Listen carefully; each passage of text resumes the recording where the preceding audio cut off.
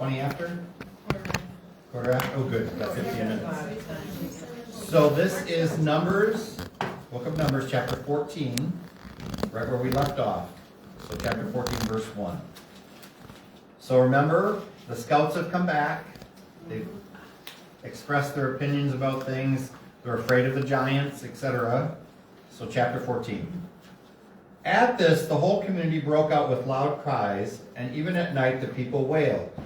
All the Israelites grumbled against Moses and Aaron, the whole community saying to them, "Would that we had died in the land of Egypt, or that here in the desert we were dead. Why is the Lord bringing us into this land only to have us fall by the sword? Our wives and little ones will be taken as booty. Would it not be better for us to return to Egypt?" So they said to one another, "Let us appoint a leader and go back to Egypt." Is that not amazing? That's amazing. They were slaves and we go back to it. Let's go back. Let's go back. Stupid. Thank you, Brenda, for that opinion. Verse 5. But Moses and Aaron fell prostrate before the whole assembled community of the Israelites, while Joshua, son of Nun, and Caleb, son of Jephunneh, who had been in the party and scouted the land, tore their garments and said to the whole community of Israelites, The country which we went through and explored is a fine, rich land. If the Lord is pleased with us, he will bring us in and give us that land, a land flowing with milk and honey. But do not rebel against the Lord. You need not be afraid of the people of that land. They are but food for us. Their defense has left them, but the Lord is with us. Therefore, do not be afraid of them. In answer, the whole community threatened to stone them. But then the glory of the Lord appeared at the meeting tent to all the Israelites, and the Lord said to Moses, How long will this people spurn me? How long will they refuse to believe in me, despite all the signs I have performed among them? I will strike them with pestilence and wipe them out. Then I will make of you a nation greater and mightier than they. But the Lord said to Moses, Are the Egyptians to hear of this? For by your power you brought this people out from among them. And are they to tell to the inhabitants of this land? It has been heard that you, O Lord, are in the midst of your people. You, Lord, who plainly reveal yourself. Your cloud stands over them, and you go before them by day in the column of cloud and by night in a column of fire. If now you slay this whole people, the nations who have heard such reports of you will say, The Lord was not able to bring this people into the land he swore to give them. That is why he slaughtered them in the desert. Now then, let the power of my Lord be displayed in its greatness, even as you have said. The Lord is slow to anger and rich in kindness, forgiving wickedness and crime, yet not declaring the guilty guiltless, but punishing children to the third and fourth generation for their father's wickedness. Pardon them the wickedness of this people, in keeping with your great kindness, even as you have forgiven them from Egypt until now. The Lord answered, I pardon them as you have asked. Yet by my life and the Lord's glory that fills the whole earth, of all the men who have seen my glory and the signs I worked in Egypt and in the desert, and who nevertheless have put me to the test 10 times already, and have failed to heed my voice, not one shall see the land which I promised an oath to their fathers. None of these who have spurned me shall see it. Because my servant Caleb has a different spirit and follows me unreservedly, I will bring him into the land where he has just been, and his descendants shall possess it. But now, since the Amalekites and Canaanites are living in the valleys, turn away tomorrow and set out in the desert on the Red Sea road. So, because they want to go back to Egypt, the Lord declares, none of you will live to see it. Okay, and then the story continues. In verse 14, chapter 30, there's an unsuccessful bid, a little battle. And then chapter 15 continues on with some little thoughts on, actually we should jump to chapter 15, verse 37. So it's kind of a bizarre way the way the book is laid out. You've got this very intense, dramatic situation, and then it goes into sin offerings and so forth again. So it's repeating a lot of what we've already read. But let's go to verse 37 of chapter 15. The Lord said to Moses, "Speak to the Israelites and tell them that they and their descendants must put tassels on the corners of their garments, fastening each corner tassel with a violet cord. When you use these tassels, let the sight of them remind you to keep all the commandments of the Lord, without going wantonly astray after the desires of your hearts and eyes. Thus you will remember to keep all my commandments, and be holy to your God.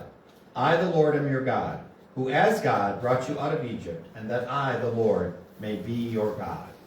The reason why I paused to share that today is because there's a story of Jesus in the Gospels working his way through the crowd. He's healing people, and a certain woman who has been hemorrhaging for years tries to get close to him. Pam, what's the rest of the story?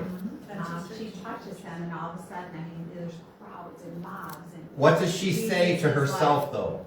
If I but touch this. If I can just touch the tassel of his cloak, I can be healed. And that's exactly what happened. This is the practice where that comes from. Jesus had these tassels on his cloak, and that's what she is saying. If I can just even touch one of the tassels, I can be healed. And she is. It's a miracle story. It's a healing story. So I want you to know where that came from. Didn't in the chosen Matthew have tassels on Yes. it? Yes. Yep. So, again, it's going back through how the priests are to behave and so forth. I think it's important that we do this. Chapter 20. So Numbers chapter 20.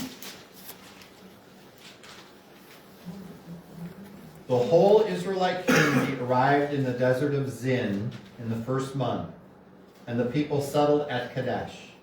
It was here that Miriam died, and here that she was buried. So in the family of Moses, you of course have Moses, Aaron, and Miriam. Now we've lost one of the key players, okay? As the community had no water, they held a council against Moses and Aaron. The people contended with Moses, exclaiming, "Would that we too had perished with our kinsmen in the Lord's presence. Why have you brought the Lord's community into this desert where we and our livestock are dying? Why did you lead us out of Egypt, only to bring us to this wretched place, which has neither grain, nor figs, nor vines, nor pomegranates? Here is not even water to drink." But Moses and Aaron went away from the assembly to the entrance of the meeting tent, where they fell prostrate. Then the glory of the Lord appeared to them, and the Lord said to Moses, "Take the staff and assemble the community, you and your brother Aaron, and in their presence order the rock to yield its waters. For from the rock you shall bring forth water for the community and their livestock to drink." So Moses took the staff from its place before the Lord as he was ordered. He and Aaron assembled the community in front of the rock, where he said to them, "Listen to me, you rebels. Are we to bring water for you out of this rock?" Then raising his hand, Moses struck the rock twice with his staff, and water gushed out in abundance for the community and their livestock to drink. But the Lord said to Moses and Aaron, "Because you were not faithful to me in showing forth my sanctity before the Israelites, you too shall not lead this community into the land I will give them. These are the waters of Meribah, where the Israelites contended against the Lord, and where he revealed his sanctity among them." Have you read this story before? Lynn, what's the problem here? What do you mean? Why is Moses all of a sudden in trouble with the Lord? Because he struck it twice instead of once. No. That's the sense of it. The Lord says, strike the rock, and he hits it twice. Okay? And because he hits it twice, the Lord interprets that as, you didn't trust me enough. And therefore, you're not going into the land either. If you've ever wondered why Moses is not allowed into the promised land, it's here. It's here. Okay? Verse 22. Still chapter 20, obviously. Setting out from Kadesh, the whole Israelite community came to Mount Hor. There at Mount Hor, on the border of the land of Edom, the Lord said to Moses and Aaron, "Aaron is about to be taken to his people. He shall not enter the land I am giving to the Israelites, because you both rebelled against my commandment at the waters of Meribah. Take Aaron and his son Eleazar and bring them up on Mount Hor. Then strip Aaron of his garments and put them on his son Eleazar, for there Aaron shall be taken in death. Moses did as the Lord commanded. When they had climbed Mount Hor in view of the whole community, Moses stripped Aaron of his garments and put them on his son Eleazar. Then Aaron died there on top of the mountain. When Moses and Eleazar came down from the mountain, all of the community understood that Aaron had passed away, and for 30 days the whole house of Israel mourned him. What is the significance of what just happened with Aaron and his son Eleazar? That's the torch. He's passing what? The torch onto his son. But what specifically? The priesthood. Yes. Okay? The priesthood. Put his cloak on him. Yep. Okay? So, chapter 21. When the Canaanite king of Arad, who lived in the Negev, heard that the Israelites were coming along the way of Atharim, he engaged them in battle and took some of them captive. Israel then made this vow to the Lord: "If you deliver this people into my hand, I will doom their cities." Later, when the Lord heeded Israel's prayer and delivered up the Canaanites, they doomed them in their cities. Hence that place was called Hormah. From Mount Hor, they set out on the Red Sea road to bypass the land of Edom. But with their patience worn out by Moses, the people complained against God and Moses. "Why have you brought us up from Egypt to die in this desert, where there is no food or water? We are disgusted with this wretched food." The wretched food being manna and quail. Okay? In punishment, the Lord sent among the people seraph serpents, which bit the people so that many of them died. Then the people came to Moses and said, "Truly we have sinned in complaining against the Lord and you. Pray the Lord to take the serpents from us." So Moses prayed for the people, and the Lord said to Moses, "Make a seraph and mount it on a pole, and if anyone who's been bitten looks at it, he will recover." Moses accordingly made a bronze serpent and mounted it on a pole. And whenever anyone who had been bitten by a serpent looked at the bronze serpent, he was able to recover. What is the significance of that, not just for people of faith, but for all of the modern world? That's a sign of that. The medical symbol comes from this portion of the book of Numbers, the intertwined serpents, etc. Okay? From a Christian perspective, this verse will be picked up on by St. Paul years and years, centuries later, and it will say, "And just as Moses lifted up the serpent and all who looked upon it were healed, so all who look upon him who has been crucified on the staff of the Lord will also be healed." So you have a direct reference in the writings of St. Paul to the people sinning, being punished, the serpent being lifted up on a staff, and the people finding healing in looking at that, and then later on in Jesus being lifted up in crucifixion, bring healing to all who would look upon him and recognize his significance as Redeemer. So we'll hear this again down the road in St. Paul. He will come back and pull that out for us. Okay, any questions? Any particular thoughts as we bring things to a close? It's amazing how much they kept doubting him and doubting him and doubting him. Let's go back to Egypt. Yeah, that's. They've been out over 2 years, right? They're in their second year. And they're willing to say, as Mary said before, they'd rather go back to slavery. What is the issue again and again and again? Food. The basic stuff of being human. We don't have enough food. We don't have enough to drink. Let's go back. Let's go back. Let's go back. Okay? How many people were in this troop?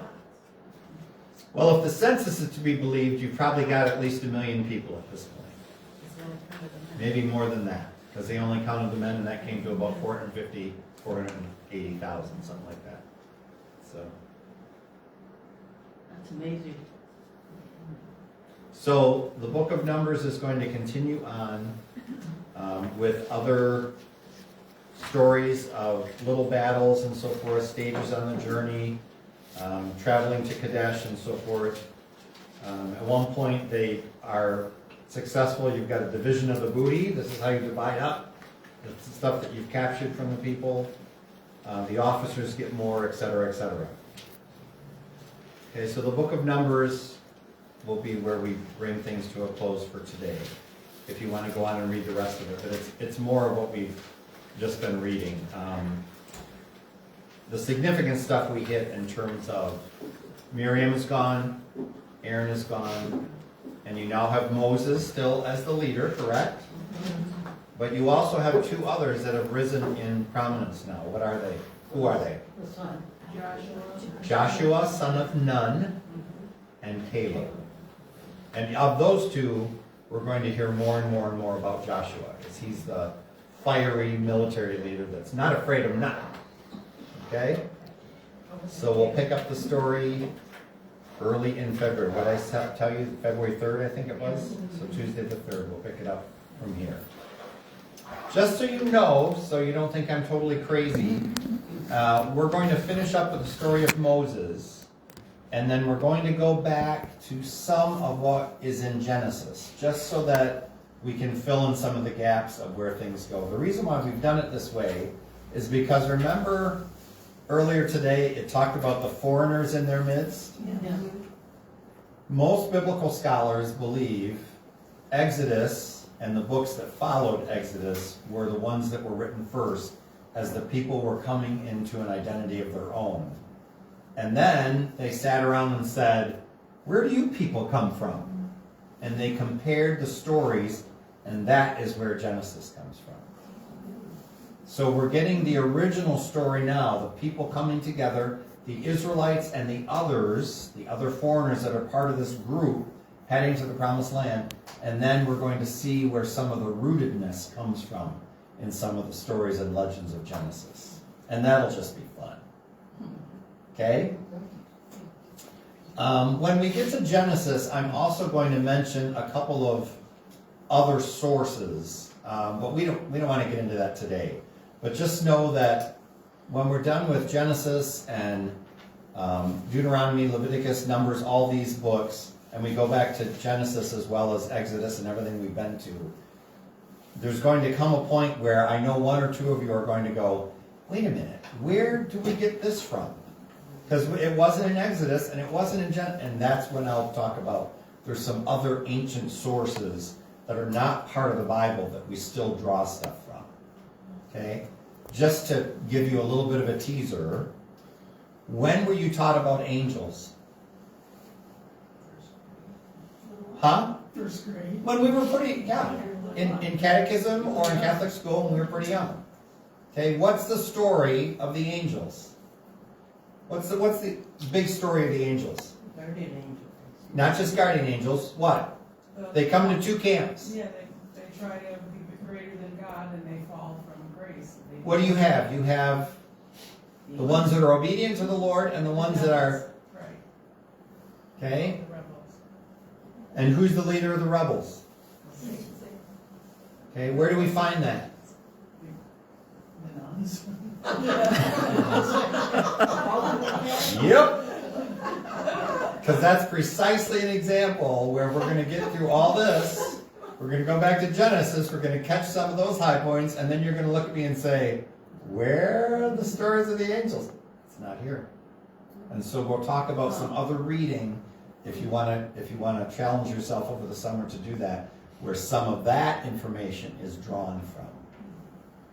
So, Now that we've spoiled. now that I've spoiled the surprise, We gotta wait for the sequel. you gotta wait. That's right.